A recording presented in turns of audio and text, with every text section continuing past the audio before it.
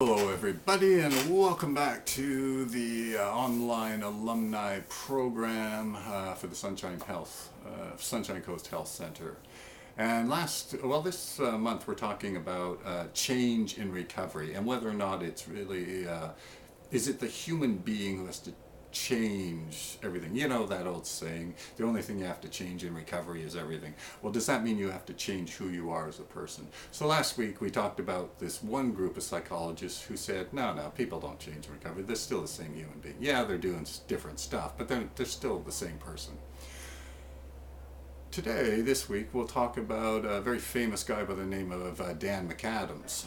Now, McAdams is famous. Actually, he's the author of our life story exercise here at Sunshine Coast. And McAdams would say, yes, the addict does change in recovery.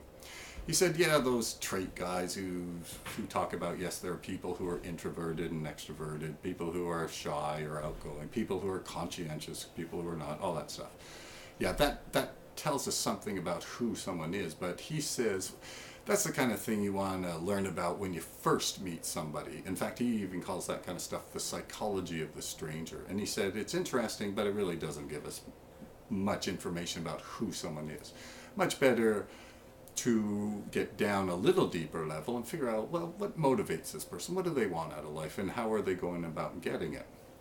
But McAdams goes one step further, even deeper, and he says, I am who I am because of the story I tell myself. So whatever I believe about myself, that actually tells me the most about who I am as a person.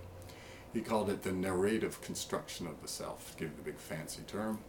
But the idea behind it is whoever I believe I am, that's my reality. Okay? So someone in active addiction might think, well, I'm an addict, right? And my goal is to get drugs and use them and all this other stuff. But in recovery, obviously, that's going to change a great deal. Maybe I'm going to start to think, well, geez, actually, I look back on my active addiction, that really wasn't me. I mean, that's not what I wanted. Actually, what's important to me is love and being a good father, being a good son, whatever.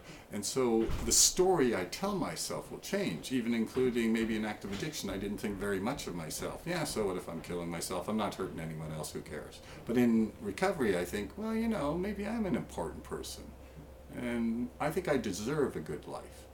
So this is a major change in how I make sense of myself. So someone like Dan McAdams would say, oh, of course, the addict changes dramatically in recovery. Okay, so that's another view, probably the exact opposite to those trait, Costin McRae kind of people, those trait theorists.